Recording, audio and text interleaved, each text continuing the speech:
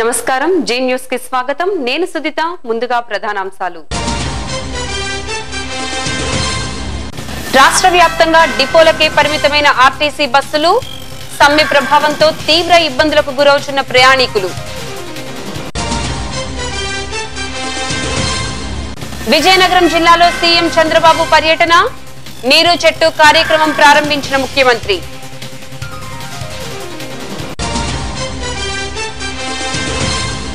తూర్పు గోదావరి జిల్లాలో 2 ఏళ్ల చిన్నారిపై వీధి కుక్కల దాడి ఎన్నిసార్లు మొరపెట్టుకున్నా పట్టించుకోని పంచాయతీ అధికారులు ఈ నెల 8వ తేదీన జరగనున్న ఎంసెట్ పరీక్షలు అన్ని ఏర్పాట్లు పూర్తి చేశామని వీసీ వెల్లడి ఇక వివరాల్లోకి వెళ్తే ఆర్టీసీ ప్రగతి చక్రం ఆగింది తమ న్యాయమైన కోర్కెలను తీర్చాలంటూ ఆర్టీసీ కార్మికులు సమ్మెబాట పట్టారు తూర్పుగోదావరి జిల్లా కాకినాడలో ఆర్టీసీ యూనియన్ నాయకులు మాట్లాడుతూ ఆర్టీసీ కార్మికులకు బదులు కాంట్రాక్టు డ్రైవర్లను కండక్టర్లను తీసుకోవడం అమానుషమని ప్రభుత్వ ఉద్యోగులతో సమానంగా 43% ఫిట్మెంట్ ఇవ్వాలని వారు డిమాండ్ చేశారు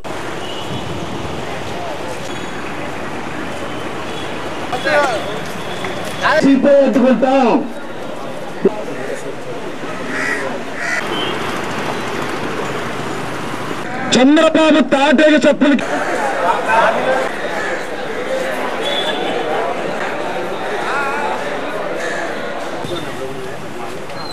మరి ఇవాళ రాష్ట్ర వ్యాప్తంగా మరి 213 డిపోలు అటు తెలంగాణ ఇటు ఆంధ్ర ప్రాంతాల్లో రెండింటిలో కూడా సమ్మె మొదలైంది సమ్మె విజయవంతంగా కొనసాగుతోంది.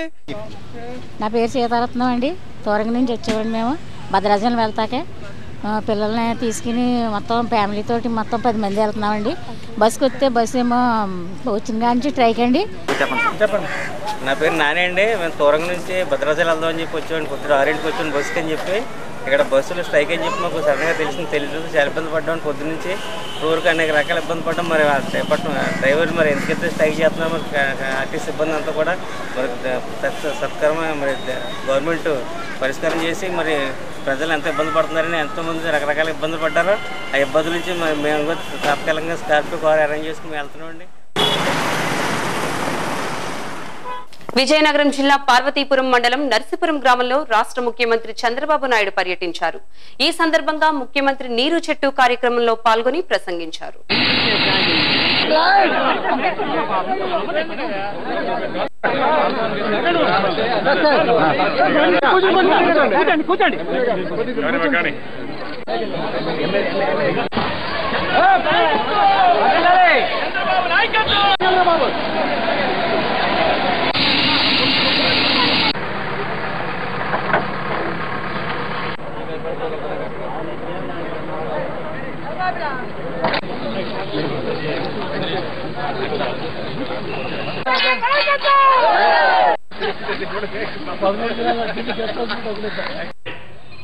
ఎనభై టీఎంసీ నీళ్లు వస్తాయి. ఎన్నో ఒప్పందాలు చేసుకున్నాం. ఆ నీరు 2004లో ఆ రోజు మీరు చూస్తే 2003లో నేను ఆలోచించి రాష్ట్రంలో అన్ని ప్రాజెక్టుల కంటే మంచి ప్రాజెక్టు తోటపల్లి 1908లో బ్యారేజ్ కట్టారు. కానీ ఆ ప్రాజెక్ట్ పూర్తి చేసుకోలేకపోయాం. దాన్ని పూర్తి చేసుకుంటే 1,20,000. పశ్చిమ గోదావరి జిల్లా నిడదవోలు నరసాపురం రోడ్డులో పోలీసుల తనిఖీల్లో భాగంగా వే బిల్లులు లేకుండా వెళ్తున్న 22 మెటల్ లారీలను అదుపులోకి తీసుకున్నారు. ఈ సందర్భంగా సీఐ అంకబాబు మాట్లాడుతూ ఈ విషయం సంబంధిత గనుల శాఖ అధికారులకు తెలియజేస్తామన్నారు.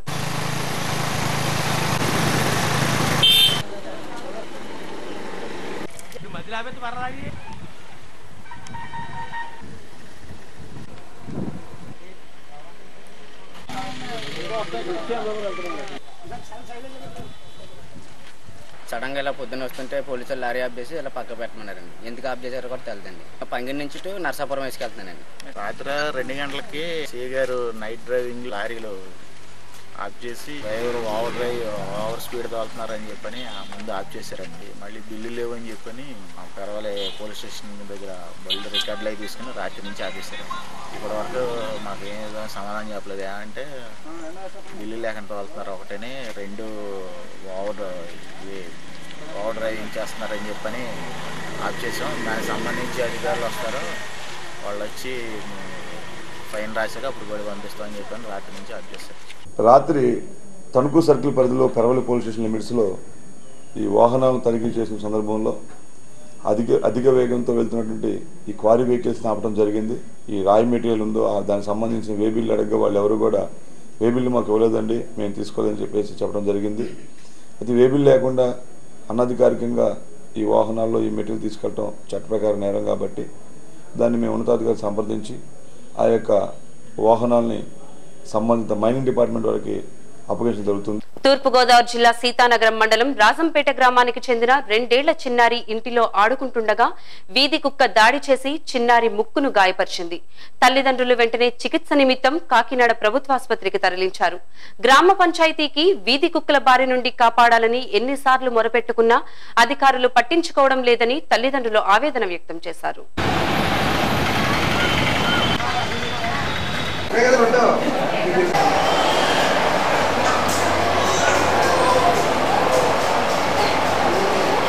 శనివారం మధ్యాహ్నం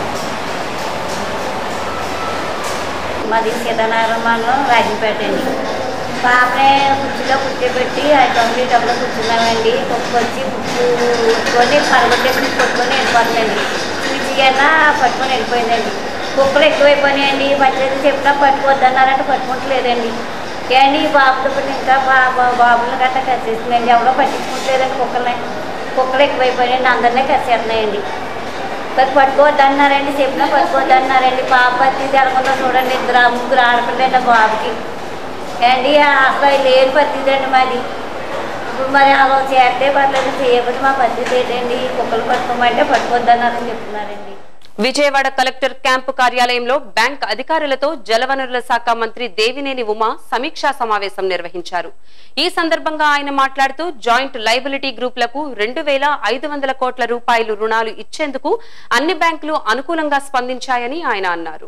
ప్రస్తుత వార్షిక రుణ ప్రణాళికను మనం ఈ యొక్క సమావేశంలో చేసామన్నది ముందు ఎజెండా దీన్ని మనం ఎట్లాగైనా మనం రుణ వితరణ చేస్తున్నాం అనే విషయాలను కూడా సుమారు కృష్ణా జిల్లాలో 2,500 కోట్లు కౌలు రైతులకి జాయింట్ లయబిలిటీ గ్రూప్స్కి అందరం కూడా బాధ్యత తీసుకొని సుమారు ఇవాళ కృష్ణా జిల్లాలో 3 లక్షల మంది రైతులు 1,00,000 జేఎల్జీ గ్రూపులు ఇవాళ రుణాల కోసం ₹3 వడ్డీలకి బయట వెళ్తూ ఉన్నారు.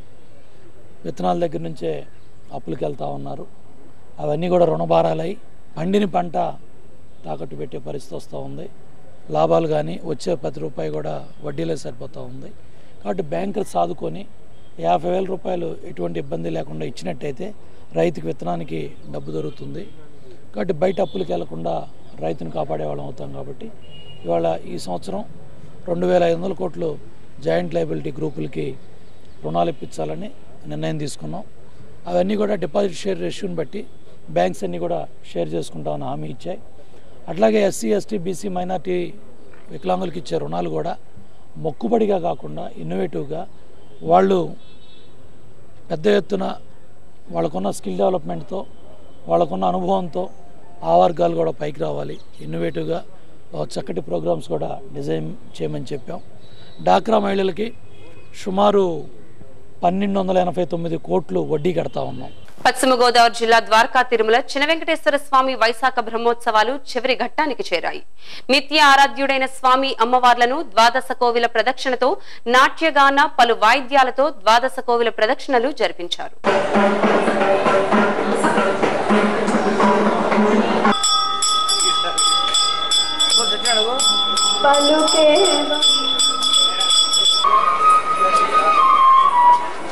అర్చకులు స్వామి అమ్మవార్లకు శ్రీ పుష్పయాగం పవళింపు సేవ చేసి తిరుబ్రహ్మోత్సవాలకు ముగింపు పలికారు. ఈ సమయంలో స్వామి అమ్మవార్లను దర్శించుకుంటే మహిళలు నిత్య సుమంగుళులై జీవిస్తారని ప్రగాఢ నమ్మకం. ఈ వేడుకలో భక్తులు అధిక సంఖ్యలో పాల్గొని స్వామి అమ్మవార్లకు ప్రత్యేక పూజలు జరిపారు.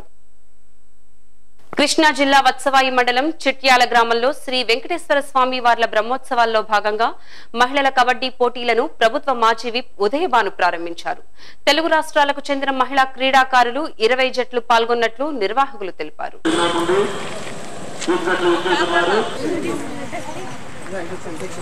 తరఫున ధన్యవాదాలు తెలియజేస్తున్నామండి.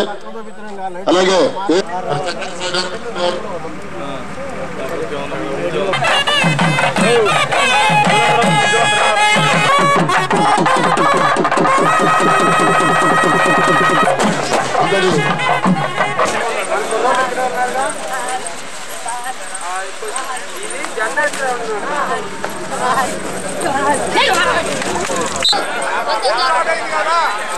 మాట్లాడదు.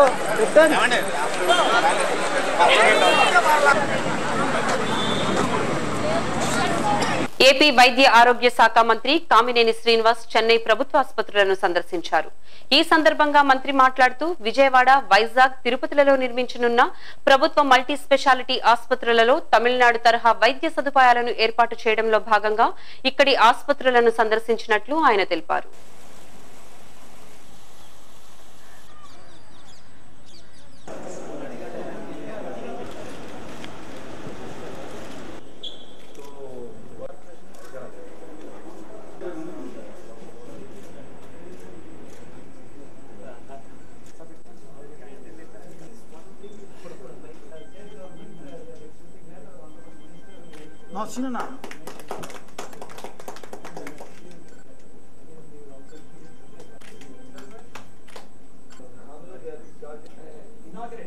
ఇవాళ నేను మెడ్రాస్ చెన్నైకి అఫీషియల్ ట్రిప్ మీద మొదటిసారి వచ్చాను. ఇవాళ ఇక్కడ హెల్త్ మినిస్టర్ గారు అలాగే secretary of health all HODs అందరూ కూర్చుని వాళ్ళు చేసే ప్రోగ్రామ్స్ అంతా డీటెయిల్గా చూపించారు. ఇక్కడ సూపర్ స్పెషాలిటీ హాస్పిటల్కి కూడా వచ్చాను. ఇక్కడ చూస్తే నిజంగా చాలా ఇది అసలు గవర్నమెంట్ సెక్టర్లో ఇది సాధ్యం అన్నంత బాగా చేస్తున్నారు. డెఫినెట్గా it's an institute of excellence. తూర్పుగోదావరి జిల్లా కాకినాడ కలెక్టరేట్ లో మీ బిడ్డకు 5 అంచెల రక్షణ కార్యక్రమం ద్వారా శిశువుల సమగ్ర ఆరోగ్య రక్షణకై భారత ప్రభుత్వం సార్వత్రిక వ్యాధి నిరోధక టీకాల కార్యక్రమం అమలు చేస్తుందని 5 సంవత్సరములలోపు వయసు గల పిల్లలు ఈ కార్యక్రమం ద్వారా లబ్ధి పొందాలని జిల్లా కలెక్టర్ అరుణ్ కుమార్ తెలియజేశారు.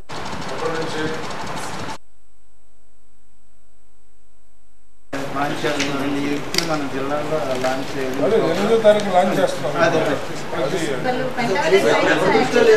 అక్టోబర్ 2 లాంచ్ అనుకున్నాం సార్. నవంబర్ 14 లాంచ్ బాగా అవగాహన కల్పించి దాన్ని ఇంప్లిమెంట్ చేయండి. అలాగే చేయాల్సింది కూడా స్లో గ్రాడ్యువల్ గా మీరు చేయండి. Completely stopping what you said about reducing hours. Then మామూలుగా మొదట్లో ఎప్పుడో పెంటావలెంట్ ట్రైనింగ్స్ కోసం బడ్జెట్ వచ్చింది సార్. పెంటావలెంట్ డిస్ట్రిక్ట్ లెవెల్ అయిపోయింది. క్షణికావేశంలో యువత తమ ప్రాణాలు కోల్పోతున్నారని విజయవాడ పోలీస్ కమిషనర్ వెంకటేశ్వరరావు అన్నారు. కృష్ణా జిల్లా విజయవాడలో ఆత్మహత్యల నివారణకు ఏర్పాటు అయిన వన్ లైఫ్ స్వచ్ఛంద సంస్థను పోలీస్ కమిషనర్ ప్రారంభించారు.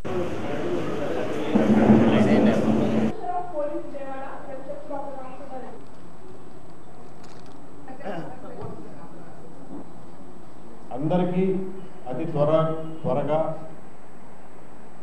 ఈజీగా చేరగలిగినటువంటి కమ్యూనికేషన్ ఛానల్. కాబట్టి మీ పేపర్లో కూడా ఏదో పేజ్లో ఎక్కడో చోట రోజు కాకపోతే రోజు నుంచి రోజు వారానికి ఒక రోజు కనీసం ఇంత ముక్క ఈ నెంబర్ని పబ్లిసిటీ చేయడానికి ఉపయోగించండి. మీ మార్కెటింగ్ వాళ్ళకి మీ పేజ్ మేకర్స్కి చెప్పి దీనిలో మీరు చేసే సహాయంలో భాగంగా దీన్ని టేకప్ చేయాల్సిందిగా కోరుతున్నాం. అలాగే స్క్రోలింగ్లో రోజు చాలామంది అనుసంధానం కోసం ఈ మందులు ఆంధ్రప్రదేశ్ కు ప్రత్యేక హోదా కోసం వైఎస్ఆర్సీపీ సమయం వచ్చినప్పుడు ఉద్యమిస్తుందని ఆ పార్టీ అధికార ప్రతినిధి అంబటి రాంబాబు తెలిపారు. గుంటూరు జిల్లా సత్తెనపల్లిలో చంద్రబాబు ఇచ్చిన ఎన్నికల వాగ్దానాల్ని, రైతు సమస్యలను ప్రభుత్వం విస్మరిస్తుందని తహసీల్దార్ కు వినతి పత్రం సమర్పించారు.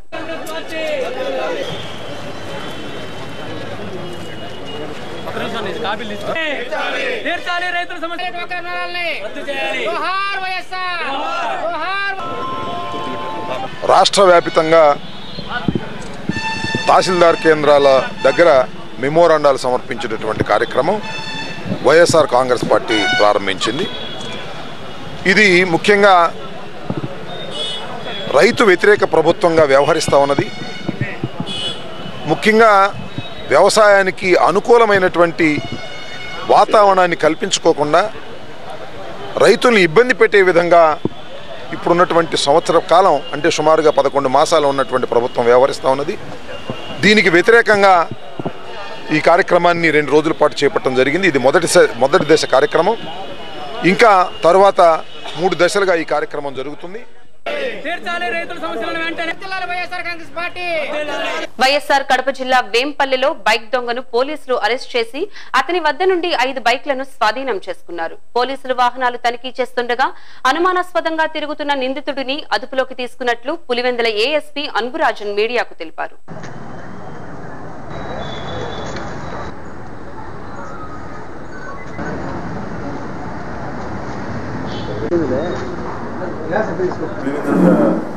రోడ్లో జగన్ పెట్రోల్ బంక్ ఉంది, ఆడ వెహికల్ చెకింగ్ చేస్తుండగా ఈ అబ్బాయి దొరికినాడు. Is already an offender. వాడిని అడిగితే 5 వెహికల్ని ఆల్రెడీ థెఫ్ట్ చేసినట్టుగా కన్ఫెస్ చేసినాడు. దాని మీద వాడిని అదుపులో తీసుకుని ఇంట్రాగేషన్ చేసినాము. నేను ఎఫ్ఐఆర్ కట్టడం జరిగింది. ఈరోజు రిమాండ్కి పంపుతున్నాను. వెహికల్ని ఎక్కడైనా పార్క్ చేస్తున్నప్పుడు బీగంని వెహికల్లో వదిలిపోవడం, ఆరు ఏదైనా విలువైన వస్తువులని వదిలిపోవడం, అలాంటి విషయాలని ఓనర్స్ కొద్ది కేర్ఫుల్నెస్ తీసుకోవాలా. థెఫ్ట్ అండ్ డకాయిటీ గురించి ఇంట్లో ఏదైనా విలువైన బంగారం కానీ డబ్బులు కానీ పెట్టకుండా బ్యాంక్లో పెట్టమండి. ఆర్టీసీ సమ్మెలో భాగంగా 13 జిల్లాల్లో 65,000 మంది ఉద్యోగులు సమ్మెలో పాల్గొన్నారు. కృష్ణా జిల్లా విజయవాడలో యూనియన్ సభ్యులు మాట్లాడుతూ ప్రభుత్వ విధానాల కారణంగానే లాభాల్లో ఉన్న ఆర్టీసీ నష్టాల ఊబిలో కూరుకుపోయిందని వారు స్పష్టం చేశారు.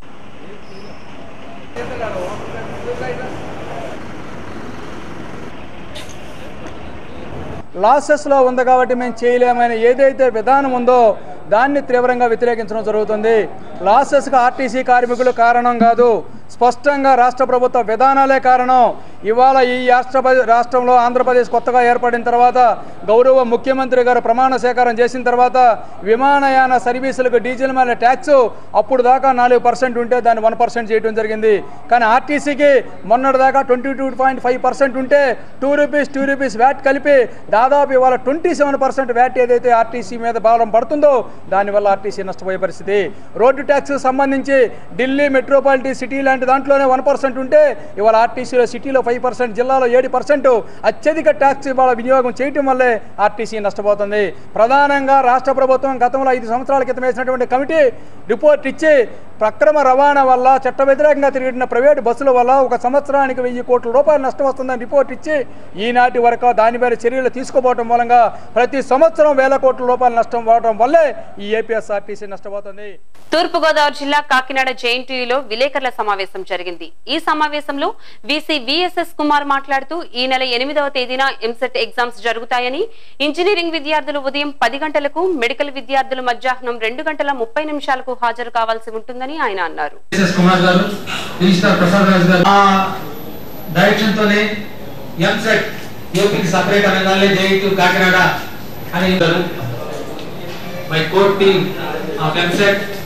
రీజనల్ సెంటర్స్ లో ఈ రోజు సాయంత్రానికి కాన్ఫిడెన్షియల్ మెటీరియల్ చేరిపోతా ఉంది. చాలా దాదాపు 10-12 సెంటర్స్. ప్రేక్షకులందరికీ నమస్కారం అండి.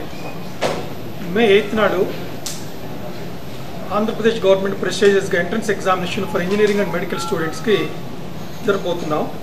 దాంట్లో ఇంజనీరింగ్ స్ట్రీమ్కి 169,400 మంది, మెడికల్ స్ట్రీమ్కి 83,455 మంది, కామన్గా 1260 మంది స్టూడెంట్స్ రాస్తున్నారు. టోటల్గా ఇట్స్ అబౌట్ 2,55,375 స్టూడెంట్స్. ఈరోజు 6వ తారీఖుకి last date with late fee తోటి కంప్లీట్ అయిపోతుంది. స్టూడెంట్స్ ఎవరైనా కట్టదలుచుకుంటే ఈ రోజే విత్ లేట్ ఫీజ్ తోటి కట్టాలి. ఈ రోజు దాటిపోతే ఎవరు దీంట్లో అడ్మిషన్కి ఎగ్జామ్ రాయడానికి వీలు కుదరదు. ఇంకా ఈ ఎగ్జామినేషన్ టోటల్గా 13 డిస్ట్రిక్ట్స్లో కండక్ట్ చేస్తున్నాం. టోటల్ 25 సెంటర్స్ ఉన్నాయి. 22 సెంటర్లు ఆంధ్రప్రదేశ్లోను, 3 సెంటర్లు ఏమో రీజనల్ సెంటర్స్ హైదరాబాద్లో జరుగుతాయి. ఇక్కడ 13 డిస్ట్రిక్ట్లో కలిపి మొత్తం ఇంజనీరింగ్కి 328 సెంటర్లు ఉన్నాయి. అలాగే మెడికల్కి 123 సెంటర్లు ఉన్నాయి. హైదరాబాద్లో ఇది కాకుండా 3 జోన్స్లో 16 సెంటర్లు ఫర్ ఇంజనీరింగ్, 22 సెంటర్లు ఫర్ మెడికల్కి జరగబోతుంది. దీన్ని అబ్జర్వ్ చేయడానికి జేఎన్టీయూ కాకినాడ నుంచి 318 మంది అబ్జర్వర్సు, వాళ్ళ మీద స్పెషల్ అబ్జర్వర్స్ 104 మంది, అట్లాగే గవర్నమెంట్ తరపు నుంచి 107 మంది ఎన్ఫోర్స్మెంట్ ఆఫీసర్స్. వైఎస్ఆర్ కడప జిల్లాలో యశ్వంత్ అనే చిన్నారిని కిడ్నాప్ చేసిన ఘటన సుఖాంతమైంది. కిడ్నాపర్లు యశ్వంత్ను రాయచోటి బస్టాండ్ లో వదిలి వెళ్లిపోయారు. డ్యూటీలో ఉన్న పోలీసులు గుర్తించి ఉన్నతాధికారుల దృష్టికి తీసుకువెళ్లడంతో వారు తల్లిదండ్రులకు అప్పగించారు. ఈ సందర్భంగా యశ్వంత్ తల్లిదండ్రులు పోలీసులకు కృతజ్ఞతలు తెలిపారు.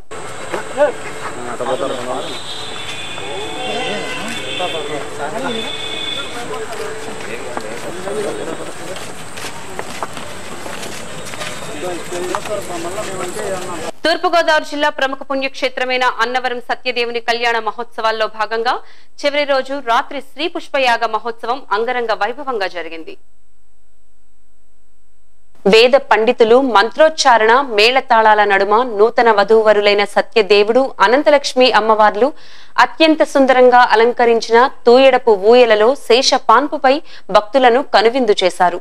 ప్రధాన ఆలయంలోని అనివేటి మండపంలో స్వామి అమ్మవార్లకు విఘ్నేశ్వర పూజ, పుణ్యాహవచనం, గర్భాదాన కండికలు, నీరాజన మంత్ర పుష్పాలు తదితర పూజా కార్యక్రమాలు అర్చకులు, పండితులు, పురోహితుల ఆధ్వర్యంలో నిర్వహించారు. విశాఖ జిల్లా నర్సీపట్నంలో ఎంపీపీ రమణమ్మ అధ్యక్షతన మండల సమావేశం జరిగింది. ఈ సమావేశంలో 24 శాఖల అధికారులు, సర్పంచ్లు, ఎంపీటీసీలు పాల్గొనాల్సి ఉండగా మహిళా ప్రజా ప్రతినిధుల భర్తలు పాల్గొని అధికారుల పనితీరును నిలదీయడంతో గందరగోళ పరిస్థితి నెలకొంది.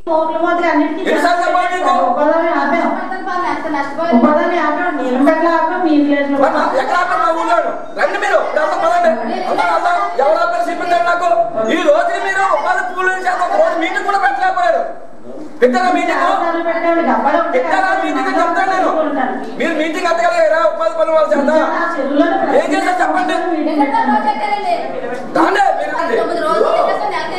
వీళ్ళు గ్రామ సభలో మీటింగ్ పెట్టారు. ఒకరు మీటింగ్ పెట్టారు చెప్పండి, జరిగిందని చెప్పండి. గ్రామ సభలో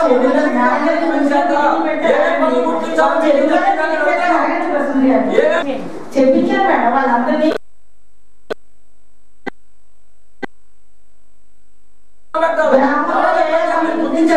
మీటింగ్ పెట్టారా? అదే రోజు ఏం చేస్తారంటే టీడీపీ మేనిఫెస్టో అమలు చేసి రైతుల సమస్యలు పరిష్కారం చేయాలంటూ వైసీపీ నాయకులు ఎమ్మెల్యే ఆధ్వర్యంలో ఎంఆర్ఓకు వినతి పత్రం సమర్పించారు. గుంటూరు జిల్లా తాడేపల్లిలో స్థానిక నేతలు రైతులతో కలిసి వారి సమస్యలను వెంటనే పరిష్కారానికి కృషి చేయాలని డిమాండ్ చేశారు.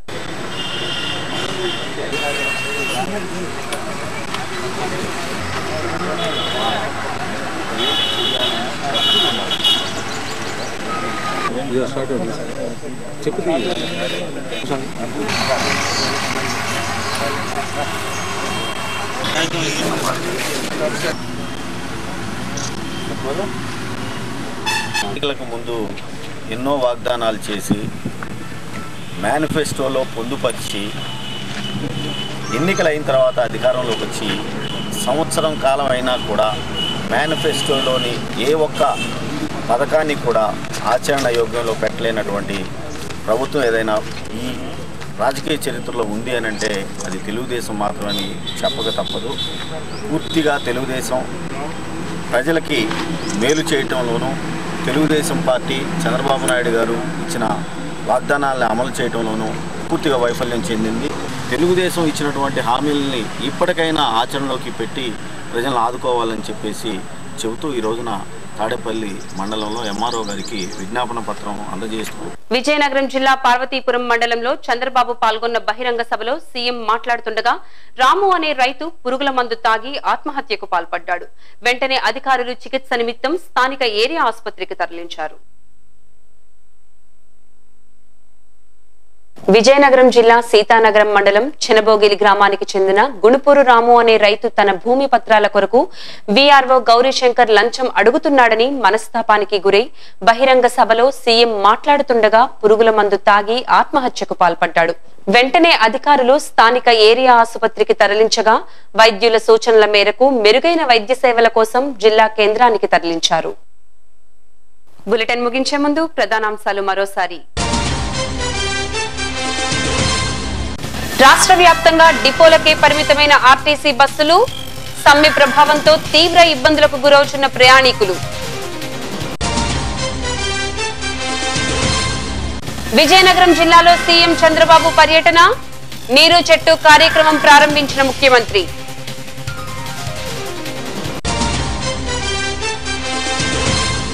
తూర్పుగోదావరి జిల్లాలో 2 ఏళ్ల చిన్నారిపై వీధి కుక్కల దాడి, ఎన్నిసార్లు మొరపెట్టుకున్నా పట్టించుకోని పంచాయతీ అధికారులు. ఈ నెల 8వ తేదీన జరగనున్న ఎంసెట్ పరీక్షలు, అన్ని ఏర్పాట్లు పూర్తి చేశామని వీసీ వెల్లడి. ఇవి ఈ బులెటిన్ విశేషాలు. మరిన్ని తాజా వార్తా విశేషాల కోసం చూస్తూనే ఉండండి జీ న్యూస్. ఇది ప్రజాగళం.